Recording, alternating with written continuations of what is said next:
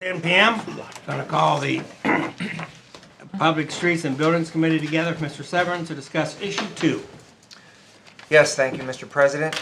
Council, we're going to look at, we have this on our legislation slate tonight. It's Resolution 2025-35. I spoke with the mayor about this. In fact, he brought it to my attention. But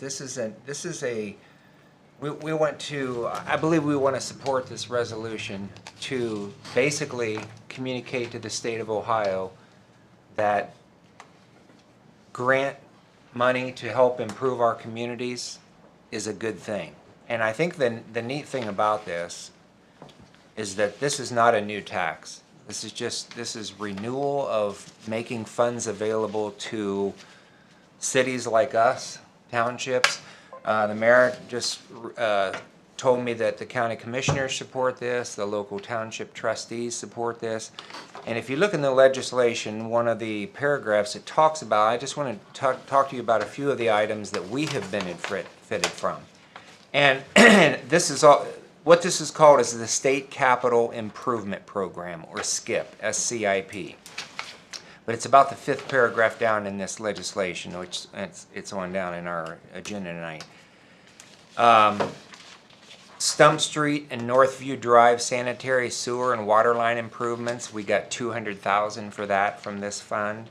Fairgrounds Road Utilities improvements and resurfacing, which is actually started today, we were awarded $700,000, plus we received a loan of over $2.5 million.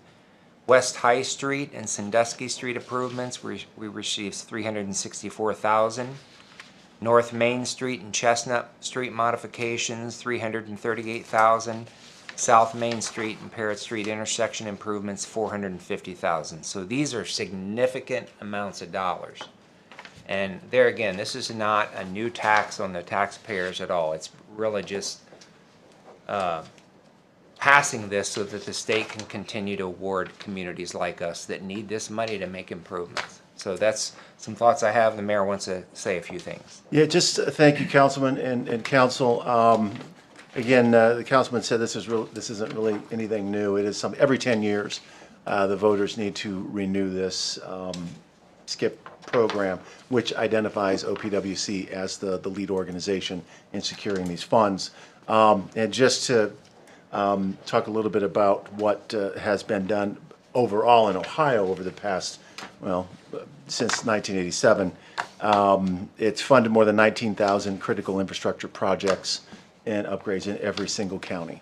Roads, bridges, wastewater treatment plant, water treatment, water supply systems, solid waste disposal facilities, sanitary collection, and again, like I said, all of the counties are beneficiaries of this. Since the last renewal in 2014, $2.3 billion has been awarded to 1,084 local governments for a total of 4,490 projects. And why this is so successful, and particularly why we feel it's so successful, is it just really creates really good partnerships.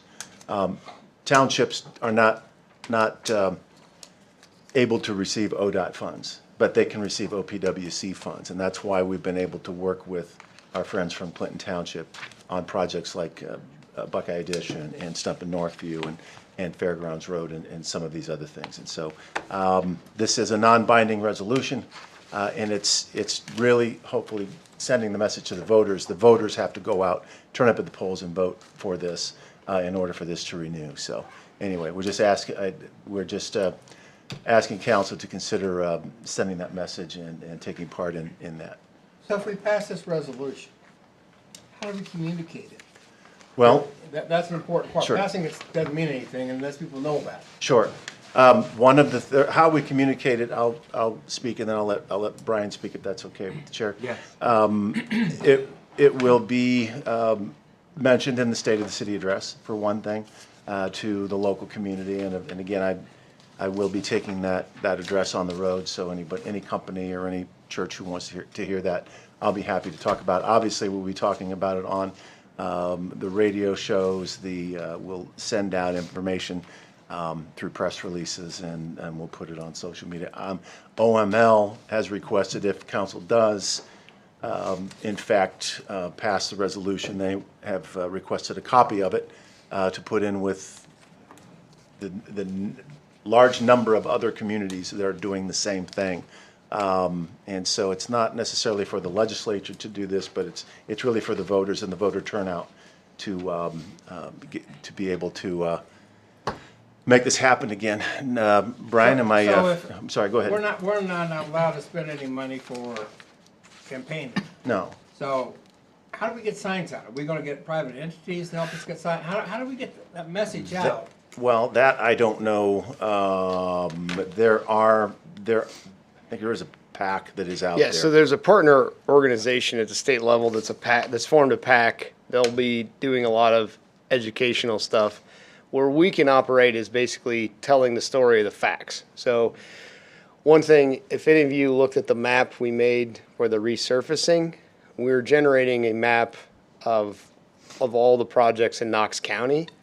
So we're basically creating some facts that people can hand out, and we can do a story map of where the projects are and which townships have benefited from it. So we're going to do some work internally to educate. You may have Bill Purcell, Commissioner Purcell, it's very similar, I think, on Thursday. So there's a Knox Pages article that just came out over the weekend of the resolution of support the commissioners did. So it's having those conversations, when you're out and about, and then, there is that state entity, and I think individuals can write letters to the editor. We can, talk about the success of some projects. One thing we could do, it's an option for every OPWC contract that we enter. We have the option to put up a sign. We have not done that as long as I've worked here. But if that's something we could retroactively, the ones that are listed here, there's a standard sign. Like, you may see those on ODOT projects. It says, next 4 miles, your tax dollars at work. Those are not, they don't do those as often, but the Obama stimulus package required those signs on all of his projects. That's something we could go, the last 2 or 3, we could go and put those signs up. That might be helpful. So there's a few small things we can do, and we're doing one of them right now. But My concern is if people don't know about it, they likely don't know. yeah, So we need to let people know about it. And I don't care if it's signs or talking state to the city or what it is. We need to get it out there pretty clear, because this is a lot of money.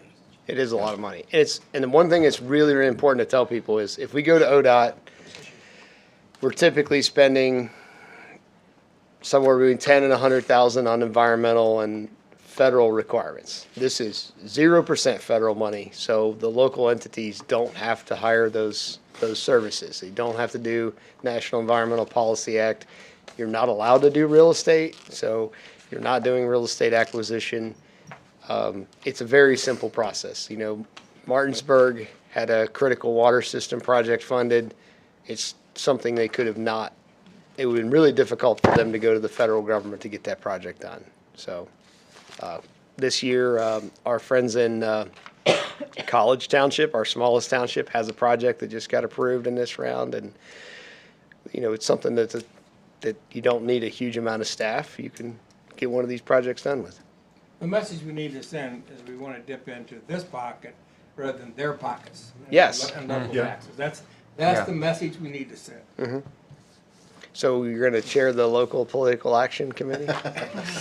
I agree, and plus we can mention this on the radio, the next time we're on the radio, council, whoever has it this month. I mean, it's gonna be part of the May 6th Amber and election. Janice. Yeah, we should push it there, and maybe Knox Pages, they're not here right now, but maybe they could write another article about that and point out these specific things. I believe we could even ask them to do that, even close to this date. I think it could be beneficial, so. Well, and the letters to the editor. So, I mean, Yeah.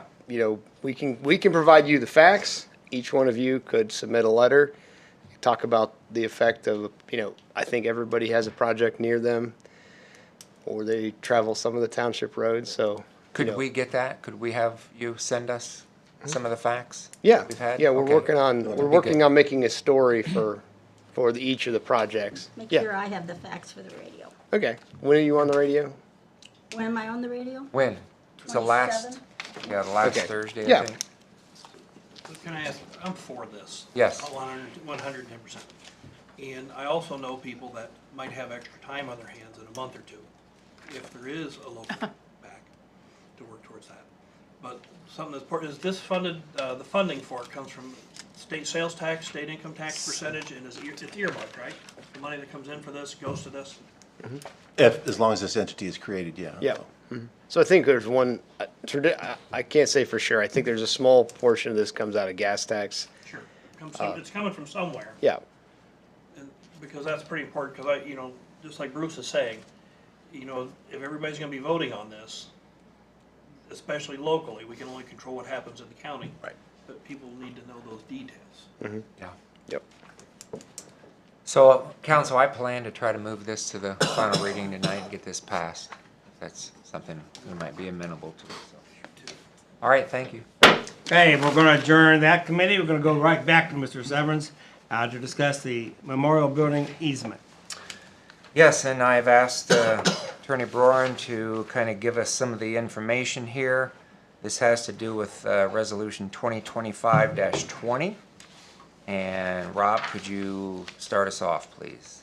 So the county the current sign for the memorial building is in the right-of-way and it has to be moved. And the county has been looking at other signs that they would like to put up there. Well, the way the property in front of the building is that they have the tree lawn and then the sidewalk, which belong to the city. And then you get the stairs and the side where they have two separate memorials to various fallen veterans.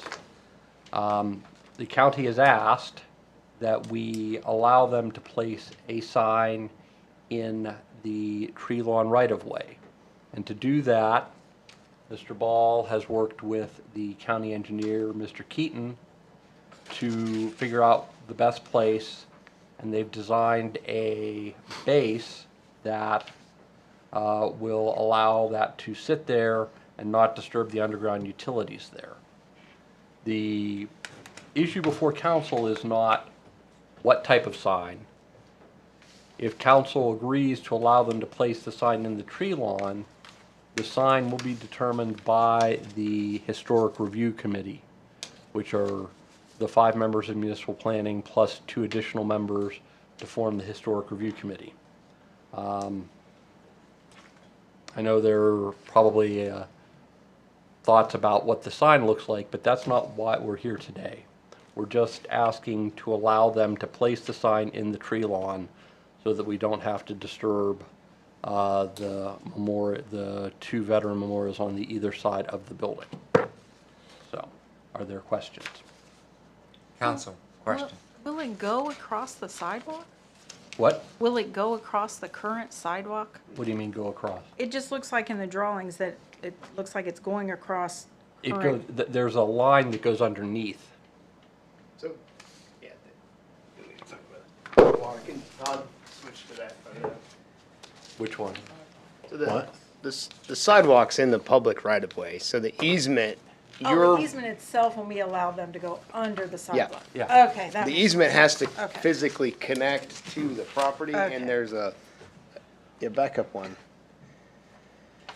I thought the whole sign was gonna go No, across the no. sidewalk. It's the, This okay, is that the- makes you're- more sense. Yeah, you're voting on the That makes easement, so sense. if you look super close, this is, the line with the E is electric, and this is the sign, but then the easement is larger. That makes much more sense. So they have room to, and the sign is,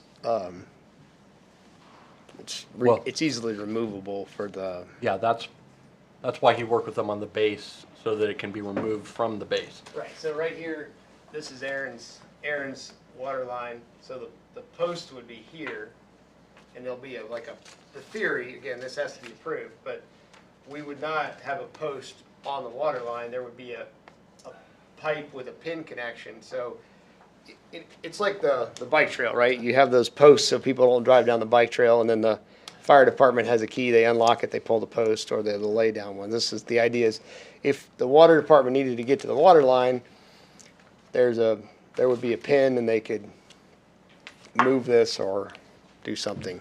So the folks that have gotten hold of me are more worried about it being lit. The only way it's gonna get light or electric to it to be lit is because of this easement. Am I understanding that? Yes, line well, the with- the Well, only this- way, the the only way only- they can set right there in the tree lawn is if you grant them the easement for the sign. Right. So it's sort of a two-step thing. So the existence and location of the sign would be what you would do. Then the Historic Review Commission would finish the negotiations on what So it. whether it's lit or not, they Yeah. need the easement to put it where they Right. want. Yes. Okay, Otherwise, that it's, helps. you're getting into those memorials and it's hard to, it doesn't have a logical spot. They've worked, the county has worked really, really hard. They've worked with the Arts Consortium on finding a spot.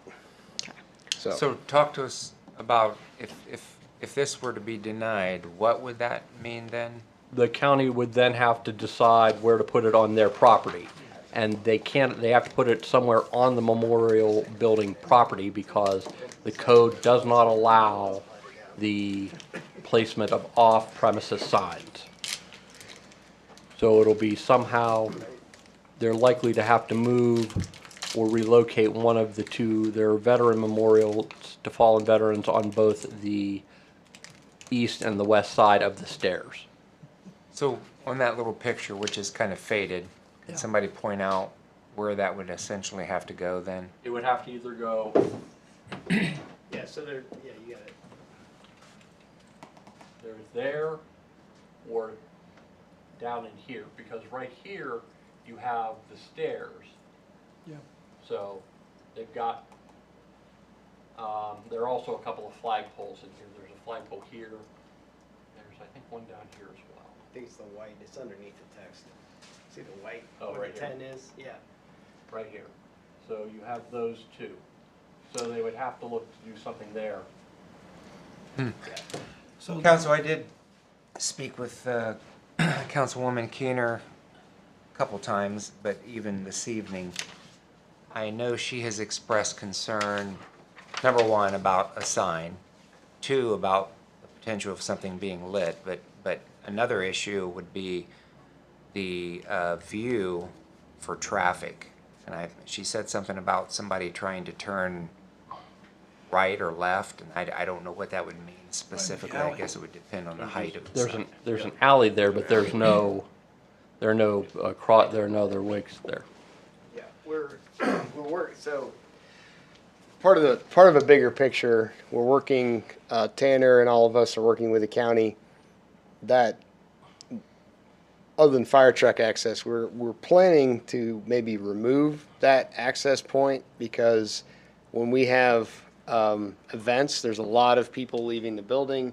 People are trying to drive through where people are. So one of the things, Jason, Booth, Tanner, and all of us is like, we will probably put in a curb so that that is not an entrance and exit. It would be a mountable curb, so our friends with the fire department could roar in there and save the day. But the goal is we should not have vehicle access through that area because of the chance of conflict with pedestrians. We're also looking at upgrades to the crosswalk because there was an accident in the crosswalk at one of the larger events last year. So as far as the sign, it would not have a negative effect on traffic because we do need to close that driveway for safety. So didn't we just vote last month on bumping out curbs on the backside Bumping on of the county building because of concern of pedestrian traffic issues? I don't know that you voted on it. Or we did something Yeah, I know what you're talking about over on Chestnut. on Chestnut. on Chestnut. So didn't we change the parking spots? Change Yeah, that yeah, one. you We changed got the rid of park. some parking spots because they were talking about maybe Yeah. Well, doing something with the curbs there. Right, and Well, the thing for- is, we're for- looking at doing that on both sides Okay. of the building. Because we've had several accidents in the Chestnut side. There's also been one recently in the High Street crosswalk. the changes back on Chestnut were made at request of the judge of the common pleas for security. So it's but I Well, mean. we could talk about that, but I know our street people do not like that idea. That is a pain for snow plows. Yeah, and but what I was saying is constantly. the sign, because the sign Yeah. complicates pedestrian issues, right in that area where the sidewalk is, Well, not too far well, from it, right? This sign is, won't be in the sidewalk. No, I know it's not the sidewalk, but as far as people crossing High Street there, right? well, The crossing is Just out of sight of the picture there. yeah. Yeah, it's out of sight of that. Yeah, and the other thing is if a private business was to ask of this of the city, would city administration refer this to a vote here at council? Just There- like it is tonight, if I mean- a private individual is doing this? We've had over the years. I mean, Todd could, if you wanted to see the records. I'm just curious. No, in the code there is a whole list of granted easements that have happened. Most of them are private. Yeah.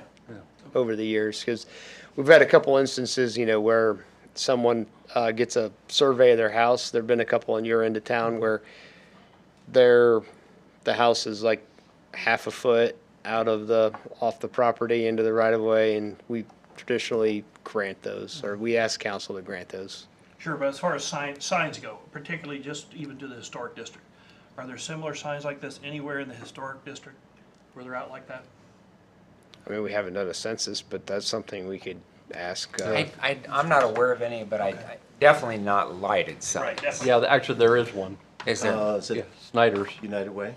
Snyder's has one, but I don't know that they have an easement for it. But they've had that for quite a while. Further out on East High? Yeah, just, he's Yeah, this side of Catherine Street. it's just, it may be in, I'm not sure where to, it's either the last block in or the first block out of the historic district there. Catherine Street's in the historic district, so Then it's in the historic it's in the district. historic district. Because Okay. that's part of the reason we did Catherine Street was because of the historic preservation. So, So if we pass this easement, and the historic district saying, no way, you can't do it? they can say that, no, that sign is not appropriate, yes. Then what happens to the easement? The easement stays, that they can come back with a different sign that's not lighted or whatever. The Historic Review Commission has the absolute last say on what the sign looks like, no matter what you do here. You're just telling them whether they can or cannot place it in that part of the tree lawn. This is strictly for the easement. Yep. Okay. Council, we're out of time, but just any other last quick questions? No? We good? All right, we will be able to discuss this during the legislative. Thank you.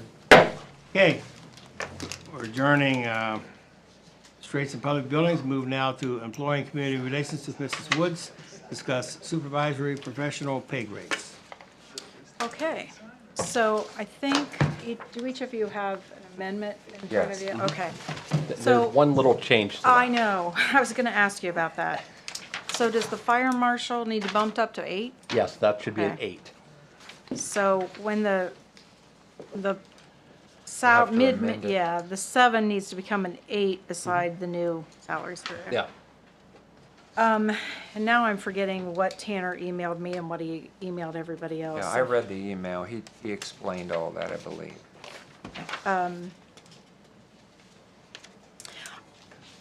I will just say that the conversations that have come my direction have been mainly about some of these positions being created in the last year or less than a year, why those salaries are being increased, and the process to get people placed on those salaries.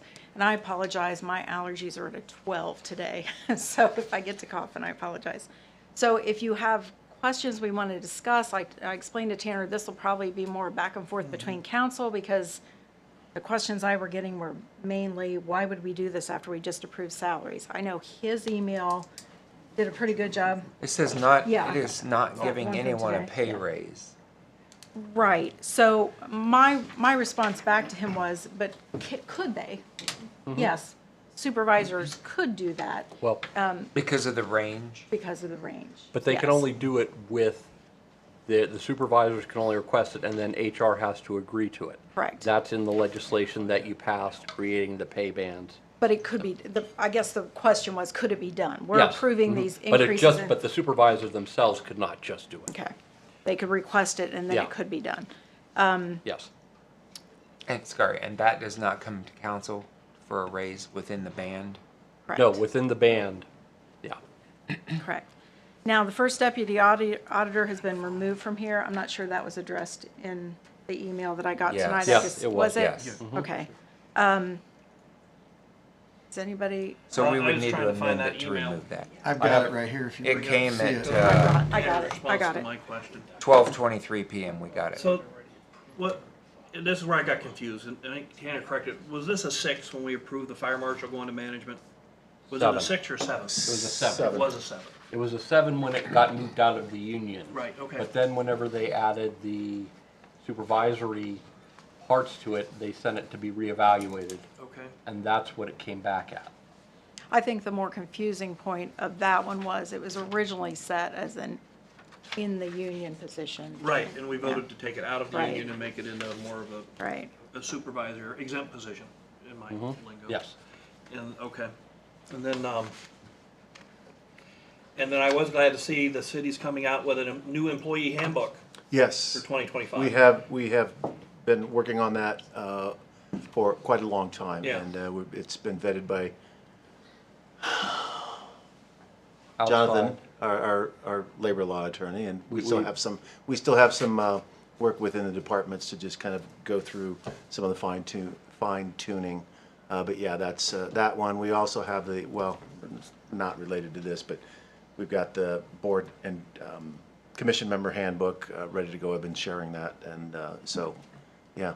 Because that was a question I had about the process, and I Yeah. read pages 120 and 121 right in there, which has a process for supervisors, and I think in the end, it comes up to HR and the safety service director for final determination, right? Yes, if they're, And is the city currently doing the paperwork to show, like, because I know the state was lax on this, employee, job evaluations on an annual basis or regular, I don't know how the city does it. Yeah, annuals. Probably in this new handbook is my guess. Annuals, It's done annually. yeah. So as far as when the supervisor looks at this and requests it before it makes it up, the supervisor will have done at some point in time during that year, some sort of a job evaluation that they could show council or the public or anybody that asks, this person has done a bang-up job. Yeah. And this is why we think this person should be at this spot, right? Yes. And I have not had time to look at that handbook. I saw it was released, but is the process in a way that that's done in time for budgeting?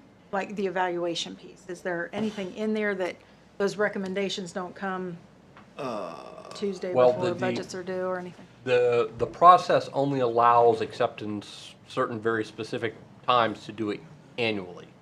So it's not like they can, raise it, once and then another time. No. That's not what I'm at. I apologize. I'm not doing this well tonight. So like if I oversee somebody and I think they should get an increase, is that evaluation process, is there a timeline to it that allows it to be done and that recommendation be made before the budgeting process starts, so it's Well, not? they'd have to, otherwise they wouldn't be able to ask Okay. for money for a raise. Okay. I think that's critical, though. Yeah. That should be something that is completed by, we're trying to approve the budget, obviously, before the end of the year now. So if this needs to be done by October or whatever, I believe that should be articulated in the handbook so that we have, we have good data to make decisions, right? I mean, these are probably a good example. We're being asked to increase these, and I'm not sure, is the increases in the budget, or do we have to amend the budget? This is a good example of that. I think that, well, the only one that's an actual increase is the fire marshal, and it's my understanding that that's in there. The other, well, the assistant director of plant maintenance, there's not anyone in that role at the moment. Right. So, and the administrative chief deputy clerk of court is set by the court without the city, but they wanted to put everybody on the salary schedule so they could, show everyone there how decisions were being made. And thank you, because you reminded me another question I got. So the assistant director of plant maintenance, we don't have anybody, and yet we're already moving it up a pay grade. What is, what's the process that makes that happen? It's based on the evaluations of. Well, of the- it's that Tanner wrote a paragraph to Amber about that. And he said he would read it out loud if I wanted to, so Well, let me find it. do you need here. someone- I've got it No, right no, here, no, no, ma'am, no. with your, if you would like me to read it for you. Yeah, sure, if you don't mind, just so people understand why it's being done. So regarding why we haven't, well, I'll just go ahead and start at the beginning. AD of plant maintenance position was, this is an email from Tanner Sawyer's per Councilwoman Keener's request. The AD of plant maintenance position was initially set at 65,000, which would still fall in this pay grade, but would be about a 12,000 discrepancy between the other ADs. However, this position does not require the level of experience and certification licensure that the other ADs require. So that gap may not be as important, especially based on the applicant pool whenever the job is posted, which may or may not be this year.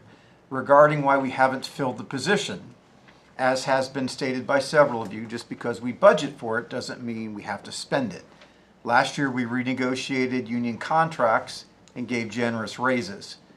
With those raises came significant expectation for licensure and a change in our union staff duties and structure, which has made this position less of an immediate need. As we move toward plant upgrade projects, I'm sure this position will become more of a conversation within our utilities department. But right now, we just wanted the position evaluated and placed in the pay grades, so when the time comes, we're ready to move forward. End of paragraph.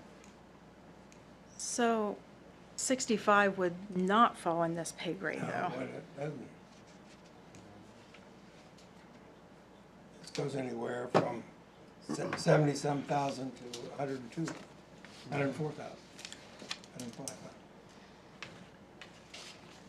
So with the numbers that we have here in the ordinance, when the city is budgeted, is the city budgeted in, is it the maximum amount in that pay grade?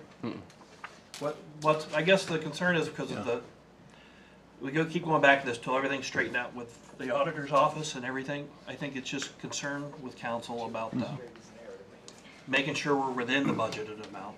And I realize council could, put together its own budget and also vote on that and submit that back and forth between the mayor's office like they do at Congress and the state. And that's a big thing to do. But at the same time, it's that whole concept of what was budgeted for and then having money, do you have to come back and reappropriate more funds later just for a position? So, but yeah, go ahead. This was the position we passed at the end of 2023. We budgeted for it in 2024 at the 65,000. When we had all our adjustments, we could not hire someone with the qualifications we needed for this position at 65,000. So then this year I budgeted, I think it was 85,000 range to be able to fill this position. Okay. So it has been budgeted for and is appropriated. It's just different than what Tanner said. It's going to be Yeah. closer to Yeah, 85 than the it's- 65. Yeah, this And- would be Yeah, it depends 78,000 on- to 110, Yeah. basically, this Yeah. pay scale. So, yeah, for 65,000, that's getting into my operators with the overtime and everything, so. To hire somebody qualified, we gotta get that scale up there.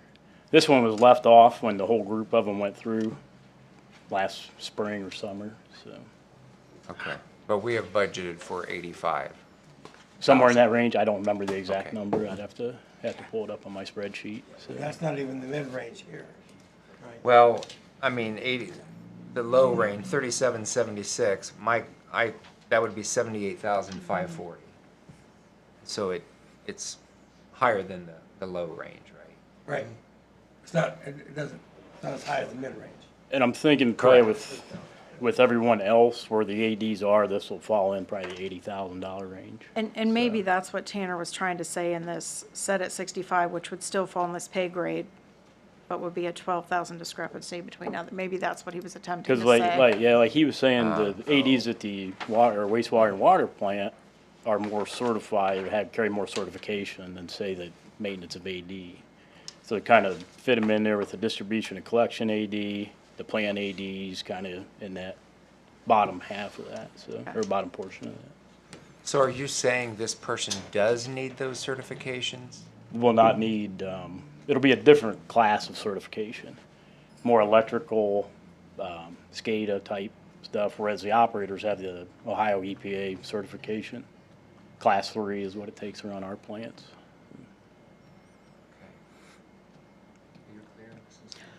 I am. I mean, I think the clearest point is we tried to hire somebody at 65 and we couldn't get anybody. Yeah.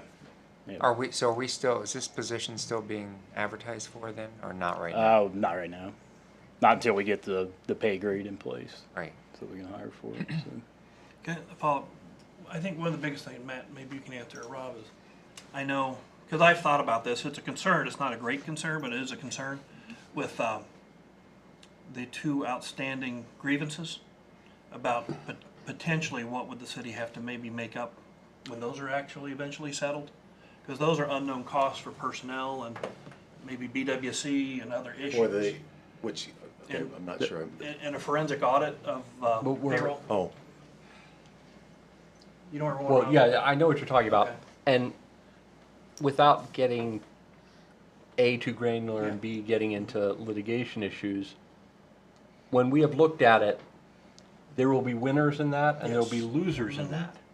And so as far as what that's going to do to our budgets, we don't see a lot coming out. Unfortunately, that's going to potentially lead to some significant hard feelings among certain of our members, Yeah. and other members will be happier. Right. So as far as what it will do to our payroll line items, the answer is, I haven't seen a lot of information that would lead me to believe there'll be a lot of changes to that. Okay.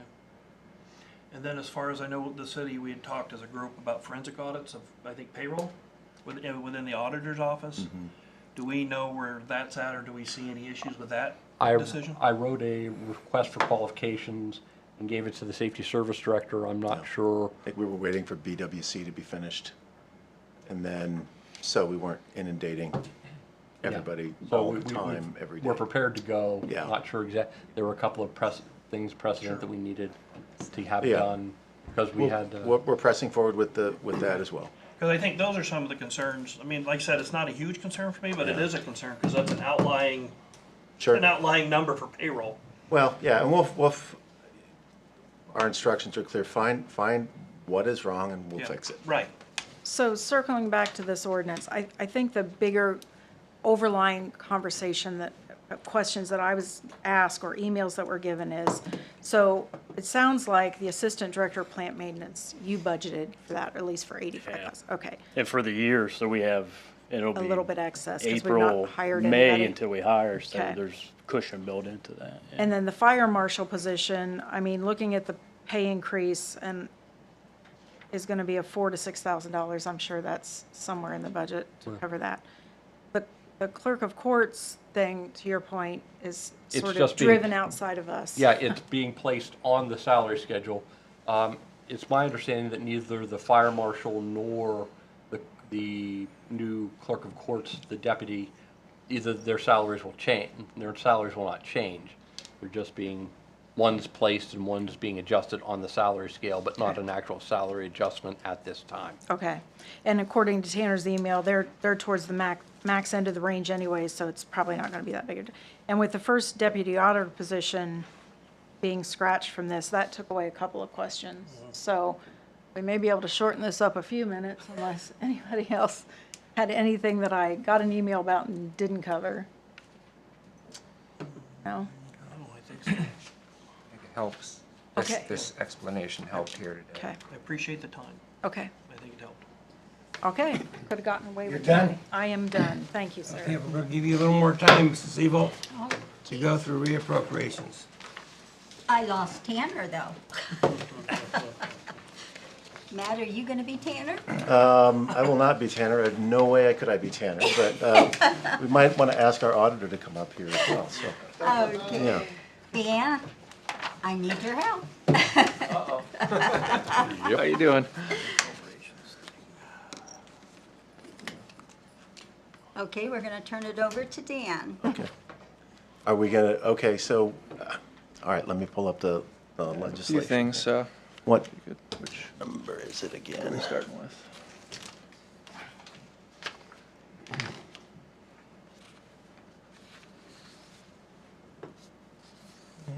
Come on, where are you? Does anybody have a question right off the bat on So it? are we talking about resolution 32? Yeah. 32? Yeah, this is resolution. I'm sorry, I went too far. 2025-32, sir. Thank you. Okay. Dan, before you get started, I guess here's just my overriding question. So you broke this up, or somebody broke this up between general fund and non-general fund. Overall, do you know what that does to general fund? How big a change it is up or down to general fund? Amberly might be able to speak to that. It raises it increases the revenue by 2 million. Increases revenue by 2 million. Increases revenue or increases appropriations? Because a lot I'm of these sorry. are washes, as you can kind of. That's- Well, the That's- general fund increase is about $80,000, is that right? How much did you guys get? Is 70 something? 94. 94 and then another 6, so it's about $100,000. It's about $100,000 in the general fund, and then in the non-general fund, there are a lot of washes, because they're moving from because the non-general fund takes in account here for most of it is, you have the half, basically you have 2.5% for police and fire. And so what they've done here is they've moved expenses from one of the 0.5% to the other 0.5%, so that they're fully funded. And that was just a budget change. That's just Yeah, for the sake of sending it to the county and making sure everything is correct. Okay. A lot of those wash ones. And then I'm happy to answer any questions you have on any of the other. Oh, you're good. Are the revenues coming into the line items, I mean, we're in March, so almost through the first quarter. Are the revenues coming in as expected? Are we, ahead in revenue, behind in revenue?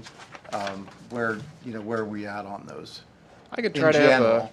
we're trying to compile everything for you all, and hopefully we're getting regular fund reports and stuff together. So hopefully we can have a real report for you guys on that the next meeting. So I think the last report that the treasurer sent out is we are about the same. We're about on track as we were last year at this time. I mean, in terms of what we have on hand, we're fluctuating right around $37 million between the multiple different funds, which hasn't really changed much since I've gotten here. Okay. So Maybe I'm and asking the wrong. I'll look to more of the historical trends for Okay. you for the next meeting. I may be asking the wrong question, but on the document, not in the legislation, but explanatory document,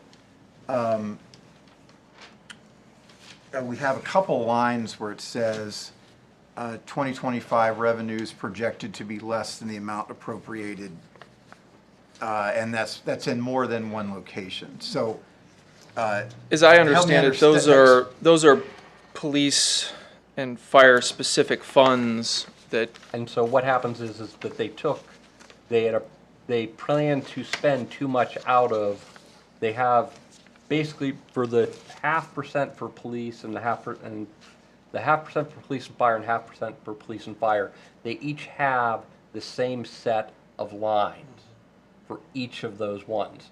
And so what they did was they had too much of the money coming out of, say, the first 0.5%, and what they did was they moved part of that to the second, to the other 0.5%. okay. You'll see the way that they sort of balance out, Well, I see where they brought in, the money comes out exactly the same in some and almost exactly the same in others. And it makes sense. You said, for instance, decreased appropriations in 301, et cetera, bond redemption, revenue is projected to be less than the appropriated amount. So that's revenue in that line item, Yes. is what you're saying. That fund. Okay. So revenues overall aren't necessarily down. It's that we didn't have the right amount in the right line items. We're cleaning that up. Yes. Okay. I just wanted to make sure that we were, for my sake and for the public's sake, be clear on that this is really just cleaning up line items and where the revenue is coming into specific line items. I appreciate that. Thank you. So these appropriations were, what, to follow up on this question, this is all what was budgeted for, what would just different fund accounts or line accounts? The line bulk of items? them are, yes. Yeah. Okay. So, do you know, is there predicted to be, or is there much that's to come out of the general revenue fund? They like to pay some of these, so in the police and fire tax levies, the money's in those levies to make those covers. We're not, are we Yes. taking anything additional out of, 'cause No. I didn't remember us Cannot. passing that. We cannot, from general revenue, okay. We cannot use general revenue to fund like in the 2024 or the 2015 or the 208. Those are all the specific police and fire allocation line items that tie directly to the 0.5% sales or income taxes. Yes, I understand that, but I was just thinking back to prior budgets, like the first budget I was on. So right now, you're saying we can't fund from the general revenue, any of that, it's covered by those tax levies? Okay. Yes, I mean, there are actual numbers for a lot of those revenue items in the general fund, in addition to. They have not been funded because we didn't need money, but we can't make money, we can't take money from the general fund and move it into the restricted funds. Right, you'd have to move it to another fund prior to. Yes, that's what I guess I didn't know the right way to ask it. Yeah. Because I know that's what was done prior to my first budget, quite a bit of that. Okay. And Mike, that's what prompted my question. I know there was an email that we received a while back about we have $36 or $37 million. And I was like, well, that's fabulous, but what funds is it in? And that's, Correct. Well- I picked on Dan this week. Yeah, that's all right. That's what prompted this. It was, that's great to say we have that much, and it is there, but it's also a good portion of encumbered, but where is it at in each fund? Right. And the question that comes from, just from new auditor transition, I think, and then I know how things were that very first budget when I asked questions of 2 auditors ago, I asked questions about that kind of stuff. So I'm just following up to see what we're doing. But, so that's fine. And then the other would be, in the general fund account, sorry, I'm using the wrong term maybe again. I gotta go back to state lingo. In the general revenue fund, what do we have in there, like 6 million, 7 million? In general, that's not 37. For the, Are you talking the main bank accounts? Yeah. Or- That's just there's a bank account that we pay everything out of. Yes. And we transfer money from various Yeah. funds into. We keep about $6 million in a combination of both a checking account, and we also have a money market that we Yeah. sweep it Okay. out of Okay. so that we can earn extra interest on that Okay. daily. I So could that's walk sort you of- through that's those, our right. operating account. Right. Yeah. Okay. Yeah, the park right now is, as of Friday, was 4.7 million with 300,000 we got to Okay. check for. Yeah. And then there's a couple accounts that are through Star Ohio, one's 6 million, one's 675,000. We have park wealth investments with a combination of U.S. Treasuries and U.S. backed assets and securities, which is about 20,149,000. Then there's CDs, about 5 million, and then the totals, like I said, about 37, 36. And that And change. 4.7 million, does that include the amount that's in the rainy day fund or? That's, whatever? I wanted to know what, That's separated, right? Already? Yes, Okay.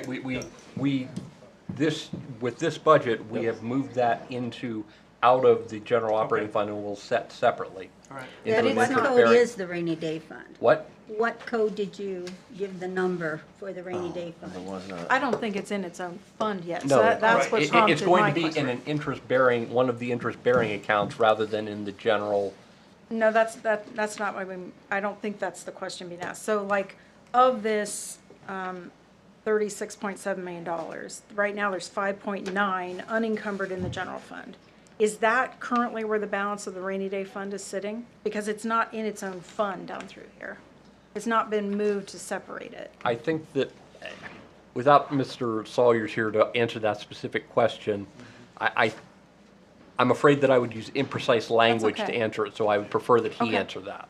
And I will clarify that even in the park checking, which the balance of about 4.7, you do still have interest-bearing accounts in there of, there's a money market, which, as I understand, we can't lose money in that. So even some of that is gaining interest for the city. Something Paul put into place while he was here. Sure.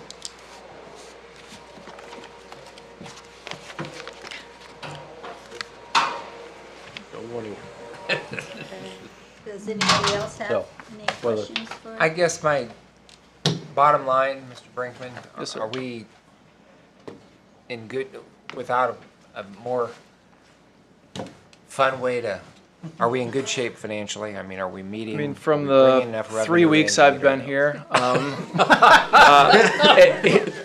the funds have not, not noticed any precipitous dwindling of them. Things have stayed pretty stable. It fluctuates a little bit based on whether it's a payroll week or not, or like on Friday we got a check for, correct me, $380-some thousand. So I mean, stuff like that comes in. I mean, we get revenue sometimes. Sometimes it's a drier spell. As Paul explained it to me, I mean, we have times our bonds come out basically twice a year. So you're going to have in January and about July little dips in the overall average that might not be indicative of the broader picture, because those are the 2 times a year we pay the bond schedule. So. So then, you just mentioned the $380,000 check, which is good, right? Brian was celebrating that. Yeah. Do we know, like, how much more of that kind of money should be coming to us? Do we know, and I'm not asking for a number, but do we know what kinds of money should still be coming to us, like that kind of a check?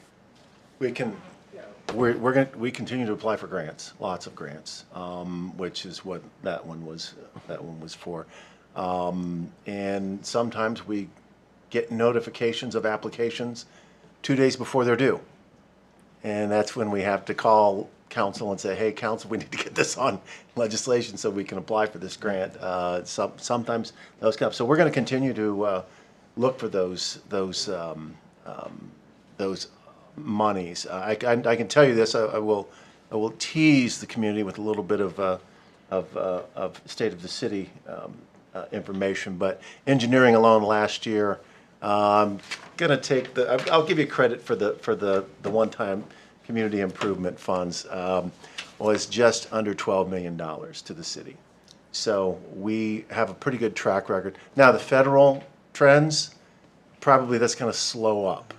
But you know, while the sun's shining, we're going to make hay. We're going to do whatever we can to make that happen. We're working any kind of new revenue streams. We're trying to do that. The economic incentives that we have going on, it's all aimed at generating more revenue and not raising taxes.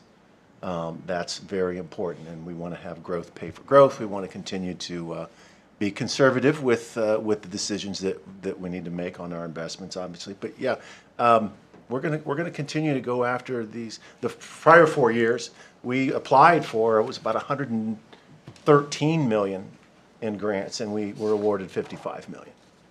So that's just engineering. That's not even counting the grants that Mr. Braun's office applies for, or the police department, or the fire department, or the courts.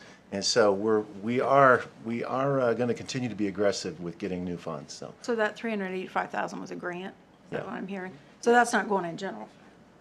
So that's, Well, No, it's earmarked that will go so- into the general fund for the. Yeah, I mean, it'll go into the bank account. Yeah, that one, that's a splash pad. So what happens in a lot of these is, so we're building a project, so splash pad, Fairgrounds Road, we have to pay the contractor out of the fund where you appropriated the money. Then as we go along, we've done 3 pay apps for the splash pad. We added those up. I invoiced the donor. They wrote a check. He's deposited it. That rolls back into the same account that we're doing the capital improvement account, because we're replacing the money. Now we have a cost share. I'll look at Mike. Part of the splash pad is actual city tax money or fees. So we have our share, but we're getting reimbursed along the way, so we're not lowering the account. So we're typically if we're allowed to, we'll spend the grant money first, get reimbursed. That gives us time to collect the taxes or fees as the year goes on, and then we're trying to spend our money toward the end of the project. So Fairgrounds Road, we'll pay the first bill, then we will go to OPWC for reimbursement. Then we'll pay the second bill, and then somewhere in there, we'll get the check and Dan will deposit it. So he's gonna track those ups and downs. Last year, I'll look at Aaron, we had 3 large projects going. We ran the water department down to 0 because one project had 3 crews, another project had 2 crews. We used all the cash we had. So we've got to watch this really closely, and we're trying to be cognizant of when we're spending out of a fund, and there's a lot of things going on, we've got to be cognizant of that. So we're tracking that, and I keep after my staff to process these reimbursements as rapidly as we're allowed. So that prompts 2 questions, and I apologize because I had a little more time with this. Thank you, Dan. Sure. So at some point, it does not have to be this evening, but at some point, can we find out of the 5.9 million that's unencumbered in the general fund, is that where I know we passed something that said it wouldn't be transferred to its own fund until like June or July, but is that currently where the rainy day fund money is sitting? Is it in the general fund? Can someone find that out? I have written that question. Okay, thank I you. know Tanner's been leading the charge on that. Okay. So I will defer to Yeah. Tanner. So he's tracking all that. And then so like the roads and bridges Mm-hmm. fund, I think it's 405. So it's currently sitting 511 in the red. So is that one of those things where a reimbursement, okay. Yeah, so that particular roads and bridges, we're running the splash pad out of that. So Okay. that check will be deposited in roads and So bridge. that's the fund this stuff's running through, it's not just? Yes. Okay, And so that's another, there are several things that are being reimbursed out of that. that makes sense, okay. And some of these grants go directly, I mean, we have a number of park accounts that are specifically for grants, so that money doesn't even get commingled with any of the other money, if that helps. I think there broaden are the also picture. some bond, Yeah. some bond payment, specific accounts that we keep at Park. I have one more question, then I'm done. I'll start off with a positive. I appreciate it, Dan, when you called me Friday. Oh, I appreciated the phone call to ask about appropriation stuff. sure. And then I appreciate you further, because I don't, saving the city money. Oh, no problem. And so the call where you told me where, I know for sure you saved at a minimum $24,000 or $22,000 a year, plus some, right? Yeah, I appreciate that. it was roughly 20,000 that we found that the auditor's office actually had been spending on law books from 2024 January to present, till about February of this year. Previous auditor had been using the law books, but I mean, all this information is now you can find online and readily searchable. So Internet. took the liberty of canceling those subscriptions with Thomson Reuters, Thomson Yes. West. Thomson Reuters. Yeah.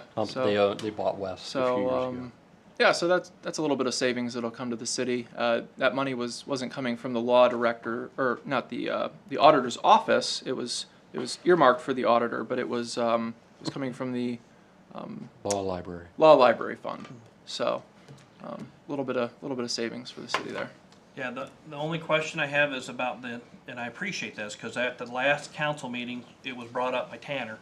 The whole thing when we were discussing Todd's position and the clerk's position, because a lot of times council in the city is still operating on same old, and that needs to change. So I am happy to see the fact that out of the safety service director's Yeah. line item budget of wanting to add $6,000 to the council budget. Yeah. The only thing that I would ask is making sure in the future that before any, that there's discussion with council for any position changes. So if there's a point in time where the mayor's office is like, hey, we need this, that there's discussion ahead of time and it just doesn't show up. Sure. But I think that was a good move to go ahead and budget that $6,000 for council. And I do agree, that's part of the city's problem, I think, because a lot of it's been same old. And not everybody understands all the things that you can do with our individual positions or as different branches of government. So that was I appreciate that, Matt. Thank you. That's it, I'm done. Thank you. Anything else, Mrs. Zebo? I think everybody looks happy. So that's great. County needs this by the end of the month. So the county needs this by the end of the month. Okay, thank you. That's Okay. all, thank you. We're going to adjourn the Finance and Budget Committee. We're now in recess until 7:30 PM. We'll begin the legislative portion of the meeting.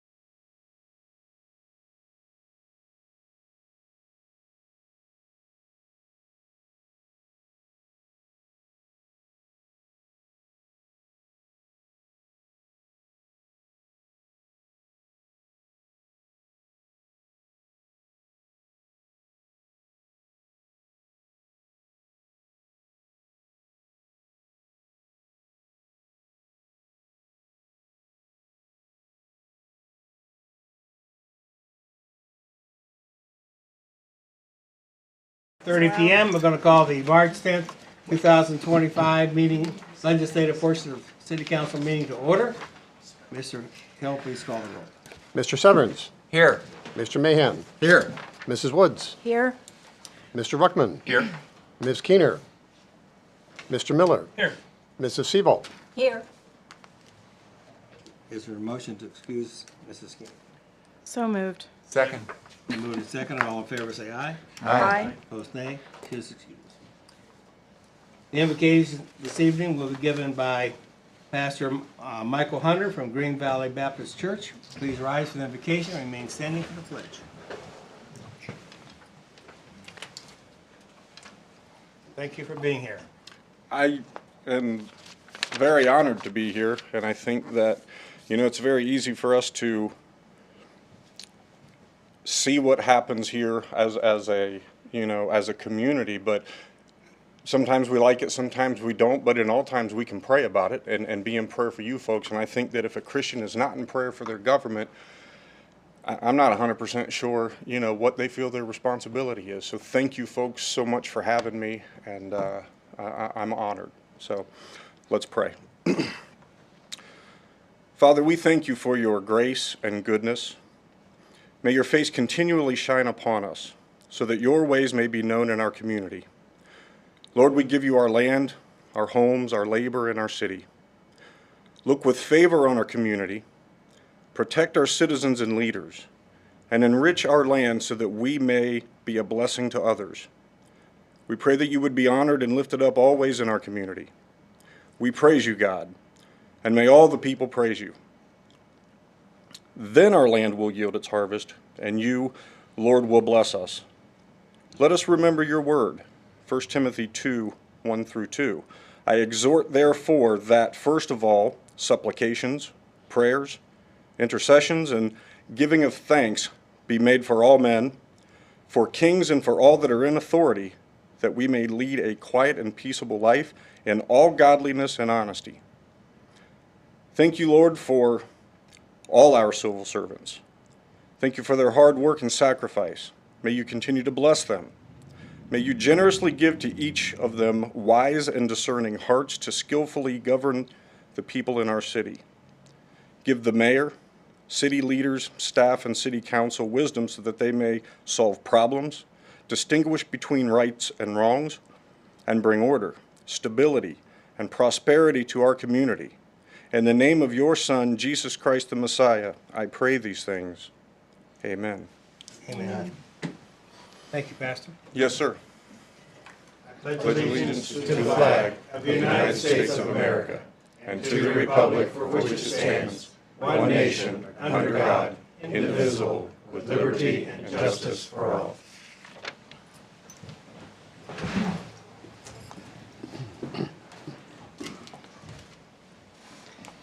Council, in your packet were the minutes for the February 24th meeting. Are there any additions or corrections? None. I'd ask for a motion for approval. So moved. Second? Then moved and seconded. All in favor say aye. Aye. Opposed, nay. They are approved. Mr. Hill, any petitions or communications? There are none. Council, in your packet were 5 committee reports for your review. I see no liquor control licenses or proclamations or people wishing to speak on matters of city concern. So then we'll move into the legislative portion of the meeting. Council, are there any additions or corrections to the agendas that was sent to you? If not, I'll assume it's approved by consensus, and we'll move into resolutions for third reading. That's a resolution number 2025-20. Mr. Hill. Resolution number 2025-20, a resolution authorizing the Safety Service Director of the City of Mount Vernon to grant an easement to the Knox County Memorial Building for a sign and declaring an emergency. Mr. Severance.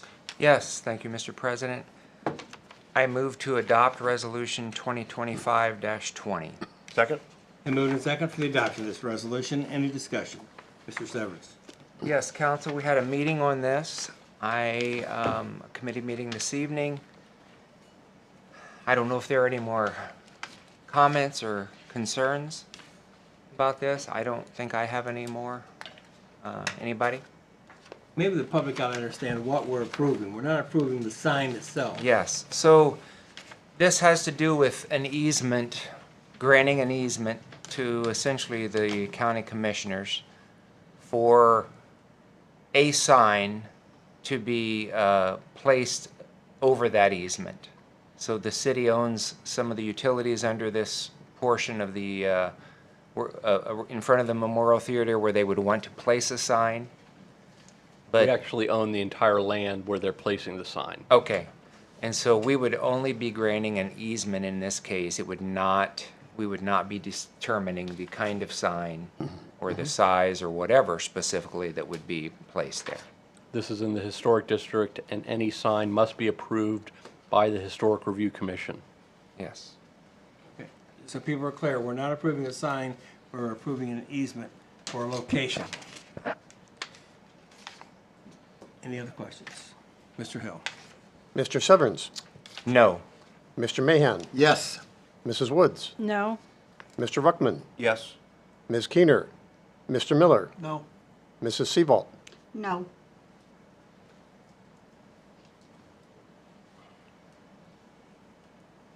Whoa. 3 and 4. 3 to 3? That, Three to no, four. 4 to, Two to 4 to 2. 4 to 2, okay. 2 to 4. I lost count, you guys went through 4 to 2, Was it 3 to 3? so it, No. No. No, yes, no, yes, no. Okay. so it failed. Yes. Yes, it failed 4 to 2 from what I understand. This resolution 2, 4, 4 against. did not receive a majority and it fails. I lost count there, really.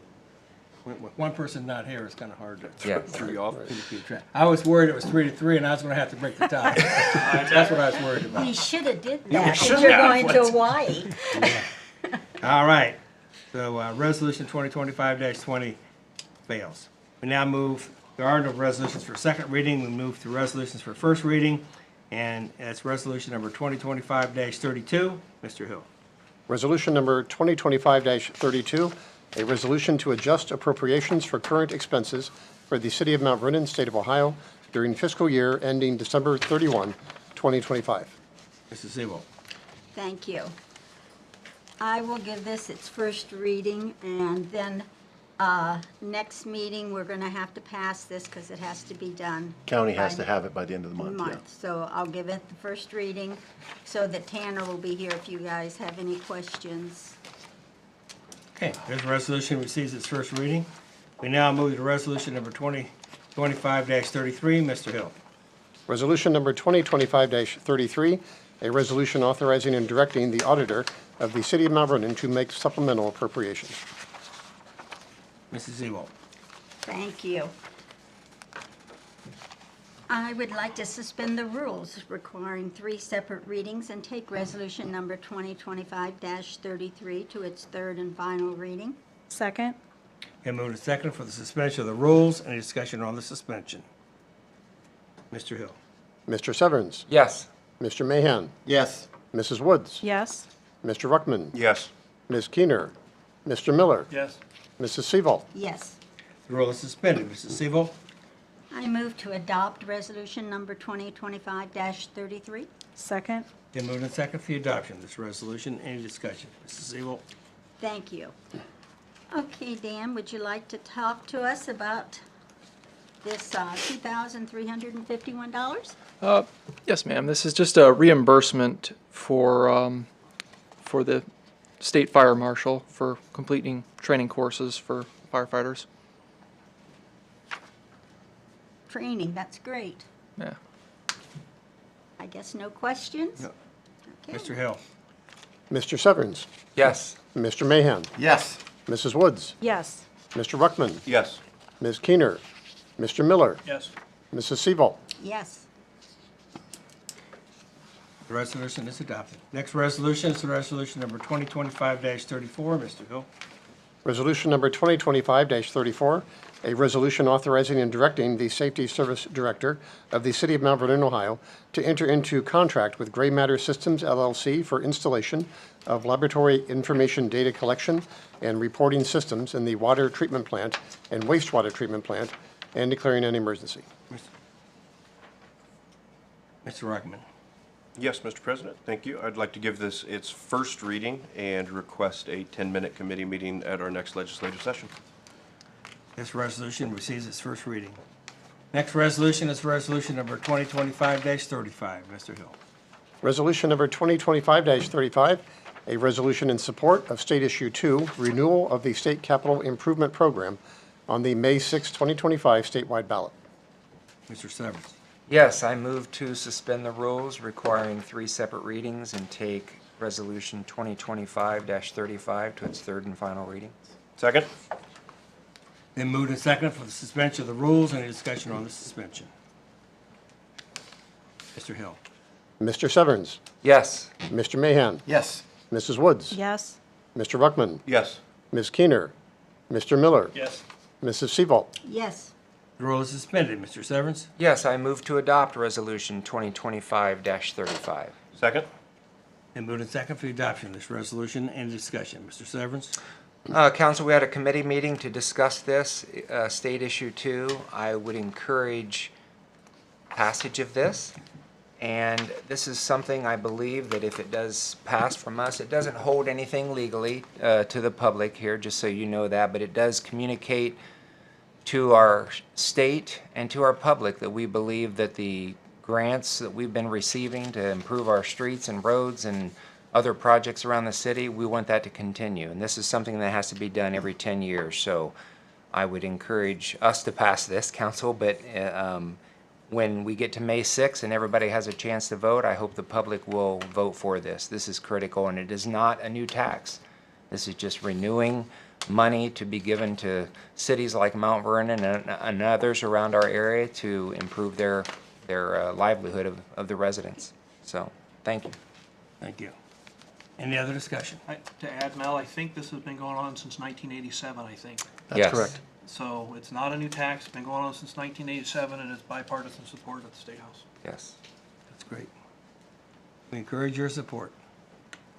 Help the finances for the city. Mr. Hill. Mr. Severns. Yes. Mr. Mahan. Yes. Mrs. Woods. Yes. Mr. Ruckman. Yes. Ms. Keener. Mr. Miller. Yes. Mrs. Seabolt. Yes. Resolution is adopted. Next resolution is resolution number 2025-36.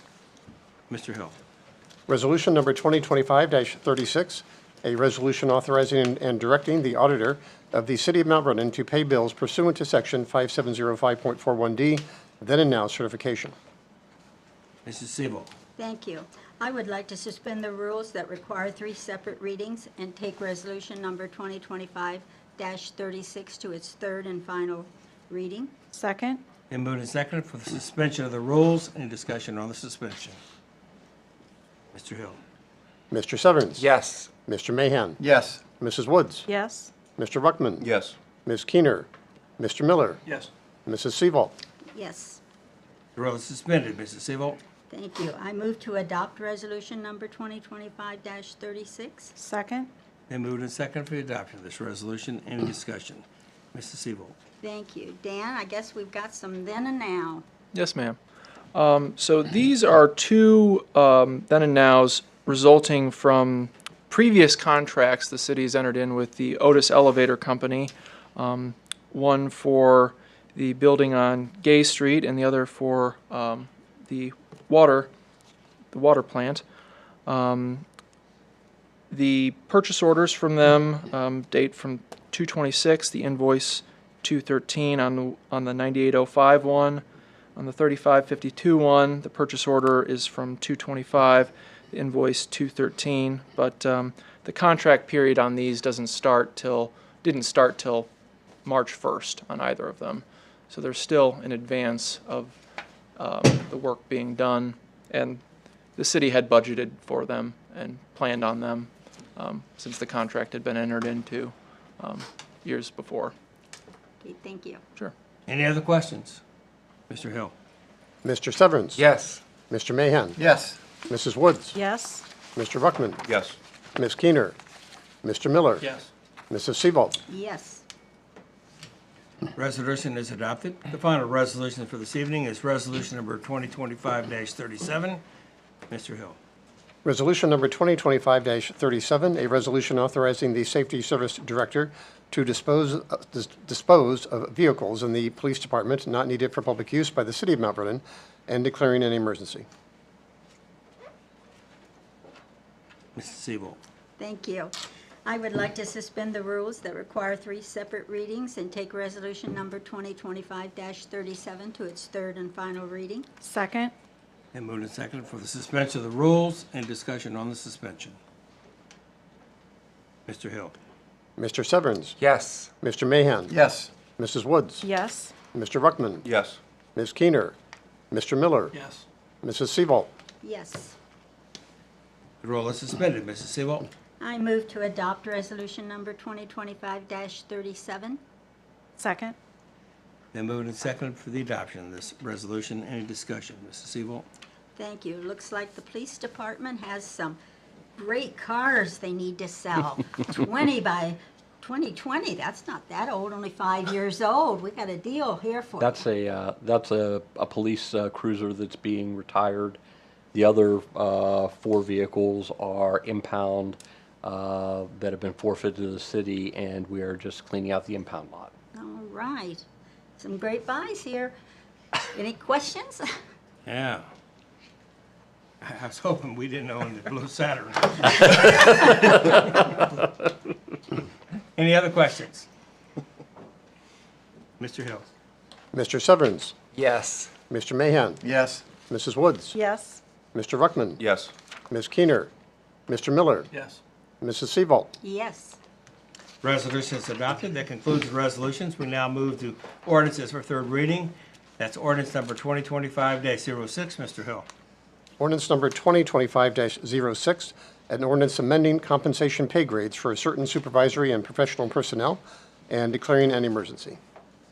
Mrs. Woods. Thank you. I move to amend ordinance 2025-06. Should I list those now or wait for the second? Second. Okay. So the fire marshal pay grade amend from 7 to 8, with the minimum salary changing to $34.96, mid-salary changing to $41.95, and max salary changing to $48.95. And then the removal of first deputy auditor information from this ordinance. Any discussion on the amendment? Mr. Hill. Mr. Severns. Yes. Mr. Mahan. Yes. Mrs. Woods. Yes. Mr. Ruckman. Yes. Ms. Keener. Mr. Miller. Yes. Mrs. Seabolt. Yes. Ordinance number 2025-06 is amended. Mrs. Woods. Thank you. Move to adopt ordinance 2025-06 as amended. Second. Been moved and second for the adoption of this ordinance as amended. Any discussion? Mrs. Woods. So we had a committee meeting earlier. I think everybody got their questions answered. These are budgeted changes. Anybody else have any other questions, comments? Okay, thank you. Mr. Hill. Mr. Severns. Yes. Mr. Mahan. Yes. Mrs. Woods. Yes. Mr. Ruckman. Yes. Ms. Keener. Mr. Miller. Yes. Mrs. Seabolt. Yes. The ordinance is adopted. The final ordinance for this evening is ordinance number 2025-08. Mr. Hill. Ordinance number 2025-08, an ordinance to amend certain provisions of Chapters 139 Recreation Board and 931 Parks and Playgrounds, camping of the codified ordinances of the City of Mount Vernon and declaring an emergency. Mr. Miller. Mr. President, I move to suspend the rule requiring 3 separate readings and take this ordinance 2025-08 to its third and final reading. Second. Been moved and seconded for the suspension of the rules. Any discussion on the suspension? Mr. Hill. Mr. Severns. Yes. Mr. Mahan. Yes. Mrs. Woods. Yes. Mr. Ruckman. Yes. Ms. Keener. Mr. Miller. Yes. Mrs. Seabolt. Yes. The roll is suspended. Mr. Miller. I move to adopt ordinance 2025-08. Second. Been moved and seconded for the adoption of this ordinance. Any discussion? Mr. Miller. None. I have none. Anybody else have any Anybody else? questions? Just, do you feel like everybody who's going to be using the parks has been fully notified of these changes before we open the parks for this year and somebody breaks a rule right away? Yeah, Or I how, think are we it- posting them, or what are They're we doing? posted, there's signs at the parks. Actually, this lines up a bunch of stuff, some of the rules where they were different. And it sets some responsibility for the rec board, the mayor, safety service director, and the new rec director position. It inserts him into a position of authority also. So yeah, I think it helps tremendously. Thank you. Any other questions? Mr. Hill? Mr. Severns? Yes. Mr. Mahan? Yes. Mrs. Woods? Yes. Mr. Ruckman? Yes. Ms. Keener? Mr. Miller? Yes. Mrs. Seaval? Yes. The ordinance is adopted, and that concludes the legislative portion of the meeting. We now move to remarks from the administration and council. Mayor Starr. Thank you, Mr. President. A couple of quick things before I get to another thing. I know with the homicide that we have had in the community, it can really rock the community, and it certainly has. I think while there is a lot of uncertainty and a lot of anger and questions and so forth, I want the public to know that our team is very diligently following procedure. We aren't commenting because we are making sure that the investigation continues to move without any incident for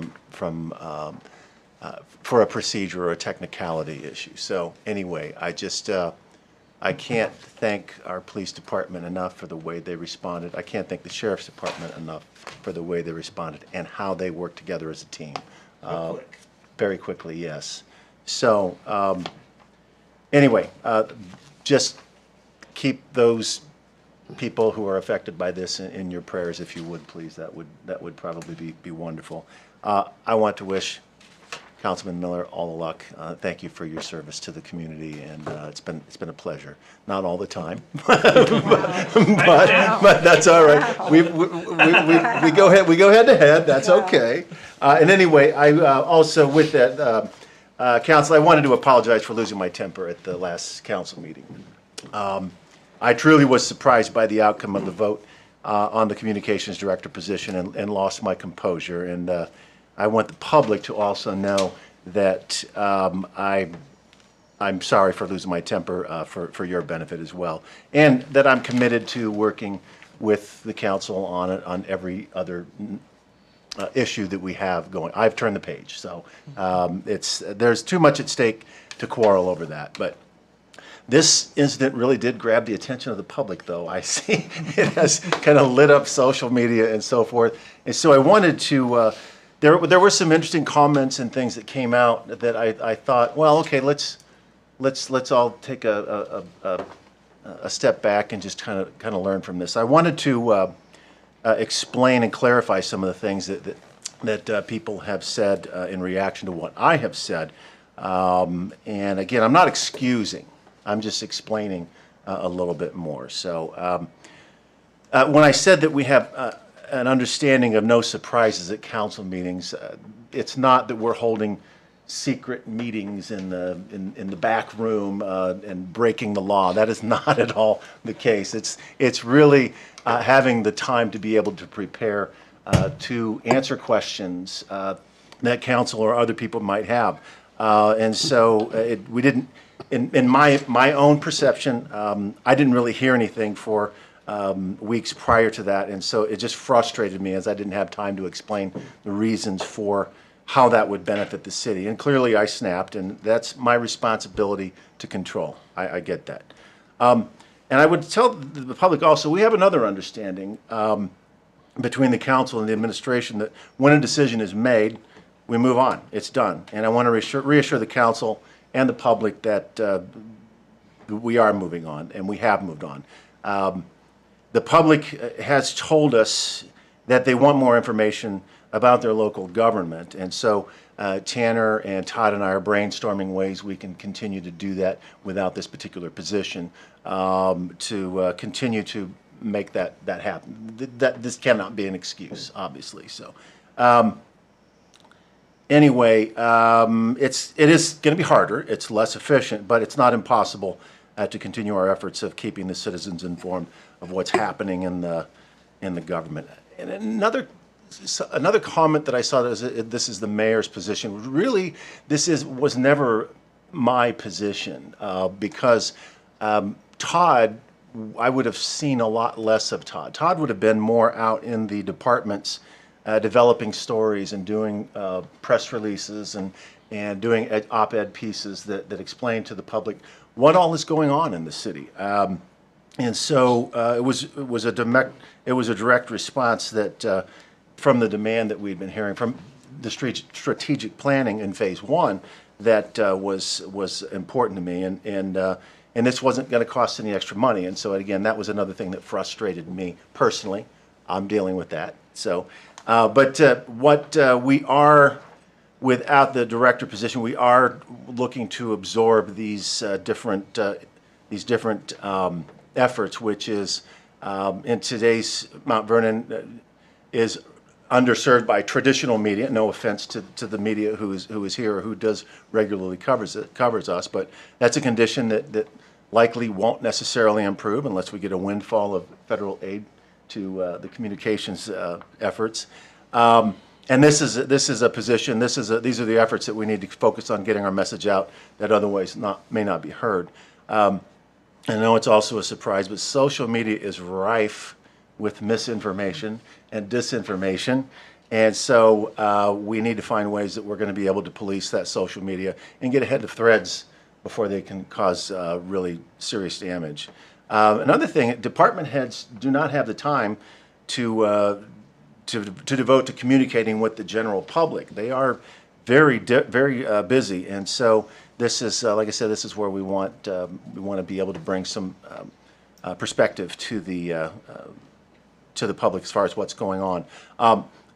One of the things that is also reality is that city employees are sometimes the last to hear about what's going on, and so we've wanted to for a while get an internal newsletter going. Every time we've gotten around to it, something has derailed us there. And with the growth that the city and the county are having, it's important that we keep the city's mission at the top of mind for everybody. And so anyway, those are the things that we are brainstorming ways to make sure that we reassure the public. We are responding to what you want, and so we're figuring that out.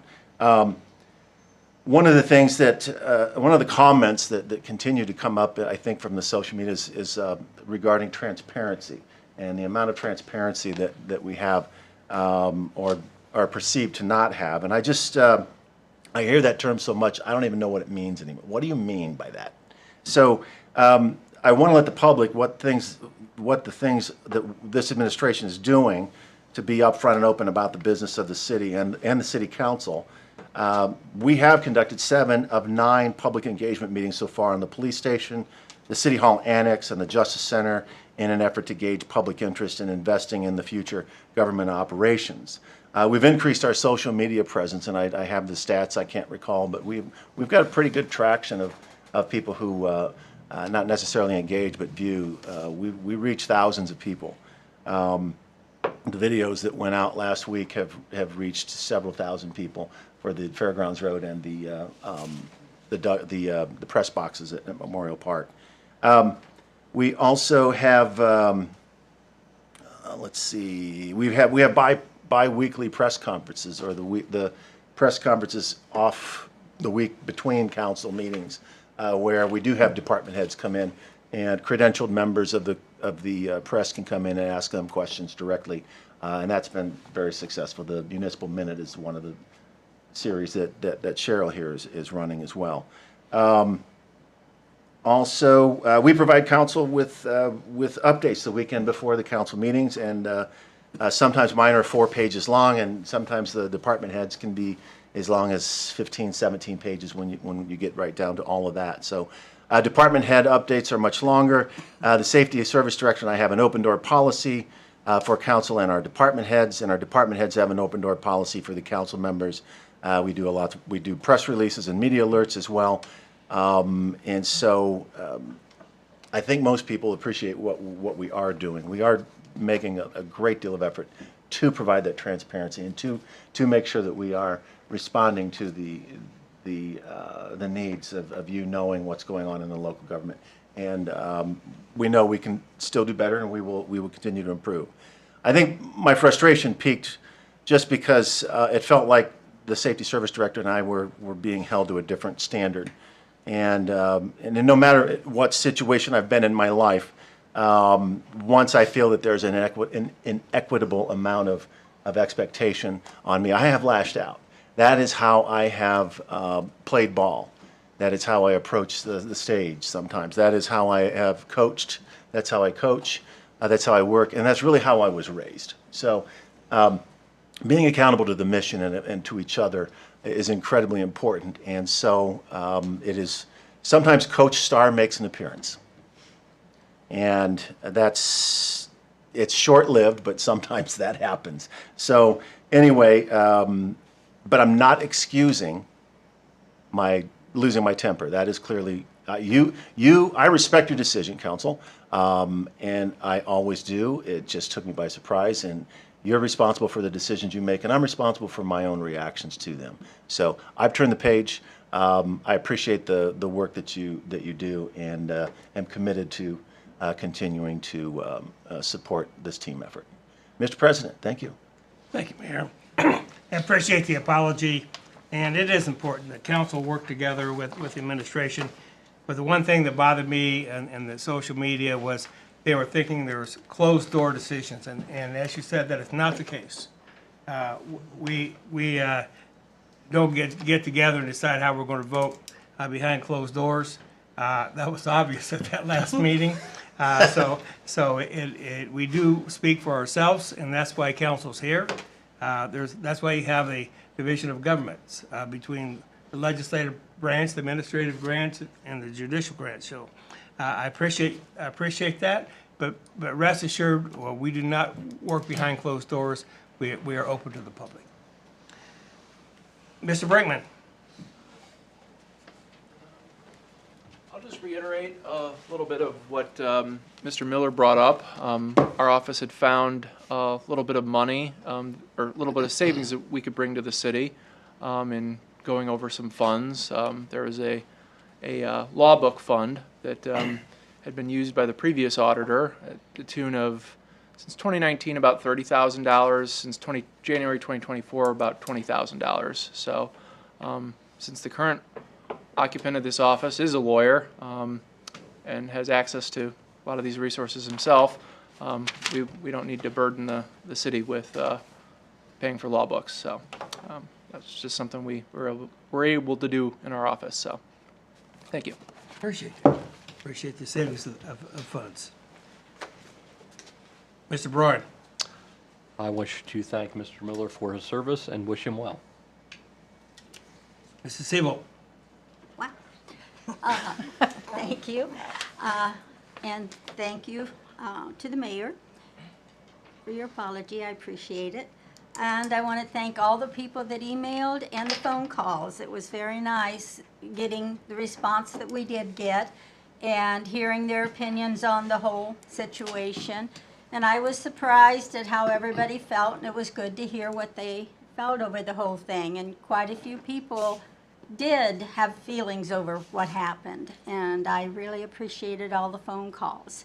And I wanted to thank everybody. And I wanted to say we'll miss you, Mike, and but we appreciate working with you. It's been a real pleasure. I hope I get to see you around town. And that's it. Thank you. Thank you. Mrs. Woods? Oh, I know Mr. Sawyers had to leave earlier. Just please let him know his family's in our thoughts and prayers. Mr. Brinkman, thank you so much for getting the information. I appreciate it. And I want to thank council for the discussion around the salaries. That was awesome, the communication that went back and forth on that. Bruce, as you enjoy your trip over the next, how long are you going to be gone? A month. Oh, my goodness. I'll just ask for a little bit of grace from council because nobody can sit in that chair like Bruce does. So thank you. I appreciate you filling in. Sure. Mr. Ruckman. Yes, thank you, Mr. President. I just want to thank Mr. Miller for the time that he's had and the fact that he has taken a lot of my calls. We've talked a lot over the course of your time here, so appreciate you being here. Godspeed, and just I hope everything is well with your health and family. Mr. Mahan. Thank you, sir. Also want to say going to miss Mike. This is the second Mike to my left I've lost in my short tenure on council, and I'm wondering if I should take a hint or take it personally. But we do certainly wish you well. Want to remind everyone, and thank you, Mr. Mayor, for providing this, but the fire truck push-in ceremony on Thursday got a new truck we're going to get a chance to look at and get pushed into the fire department. So at the fire station at 10 a.m. I want to remind council that there's a municipal planning meeting, I believe it's this Thursday, where they will be discussing again the parcel of land between Parrott and I lost it. But the parcel of land we've been talking about over the last few meetings. And so if you can't attend, at least watch the stream of that, because I think what happens at municipal planning will be informative if the vote comes back to here. So encourage council to pay attention to that. Also appreciate the work of the Mount Vernon Police Department, their partners with the Knox County Sheriff, the prosecutors, et cetera, this week. And the understanding the work of a police officer who has to not knowing what what happens when they pull over that car, and yet they step up and do that, and definitely appreciate their work. I want to say congratulations to Ashlyn Brokaw and Alex Taylor from the Mount Vernon wrestling team, state champions. And all of the Mount Vernon wrestling community. I know that's a tight-knit community, and I just congratulations to them, their families, and the whole Mount Vernon wrestling community. What an awesome achievement. Speaking of surprised, and maybe I shouldn't have been surprised, and I haven't prepared this, so forgive me if I stumble here. I'm a little surprised at the vote on the easement for the sign. I know there was concern, and I received emails, and y'all received emails on they don't like the look of the sign. They don't think it should be an electronic sign, et cetera, et cetera. And the administration did a good job of explaining that we were not determining whether or not there would be that kind of sign. What we were doing was we would have been working with the county on a utility easement. And frankly, I don't understand why we voted that down. I feel like that we need to be looking to be partners with the county. I appreciated Brian's work that he described, working with the county engineer. There are organizations that are attached to that building that had asked for that, and I must be missing something, but I don't understand why we don't work with our partners like that. So when I vote, when someone comes with a piece of legislation and I see that people are working and trying to do their jobs and trying to move things forward, I'm gonna vote for that unless there's a real reason to vote no. So maybe I'm missing something, and certainly we can all disagree and have disagreed recently and tonight on this vote. But I'm looking to work with people who are trying to move the city forward. So thank you, Mr. President, for the time. Thank you. Mr. Severance? Yes, thank you, Mr. President. So thank you, Mayor Starr, for the apology. It's accepted. I've always thought in life that possibly the three most difficult words to say to anyone is "I am sorry," and I appreciate that. Let's talk about streets for a second. Folks, we have a lot of streets that are messed up, bad, need repaired. So on February 27th, I want to thank Jason Epley and John May for taking me around in one of our trucks to look at our streets. We have so many that need repaired. And Mr.